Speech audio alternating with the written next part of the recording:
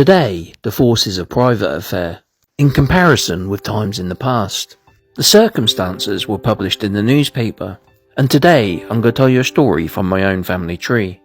Julia Leverington was born in 1869 in Terrington, St Clements, Norfolk, to Sidney Leverington and Mary Ann Savage.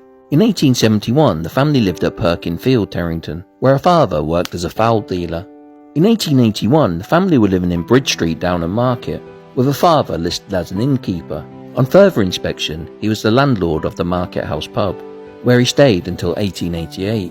On the 6th of October 1890, she married Alfred Slight at St Peter's Church, Cleethorpes. Alfred came from a long line of fishermen and fish merchants in the Grimsby and Cleethorpes area. In 1893 they had a son Alfred, and in 1898 a daughter Ivy Doris.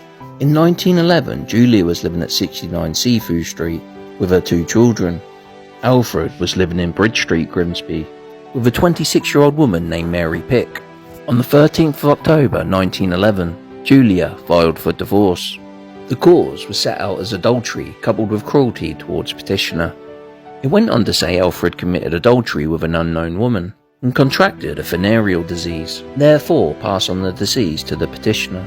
That between 1902 and 1903, her husband had frequently used violence towards her and threatened to murder her. Since September 1903 they had lived apart, and that at various times since November 1909, Alfred had committed adultery with Mary Pick at 51 Kent Street.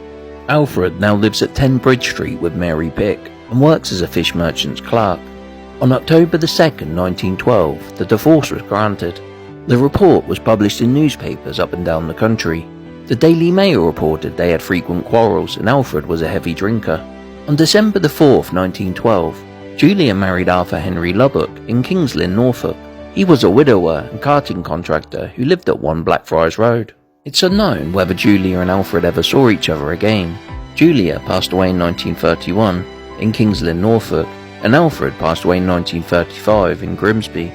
Her second husband Arthur passed away in 1945, and the business was passed on to Julia's son-in-law, Fred Arnott.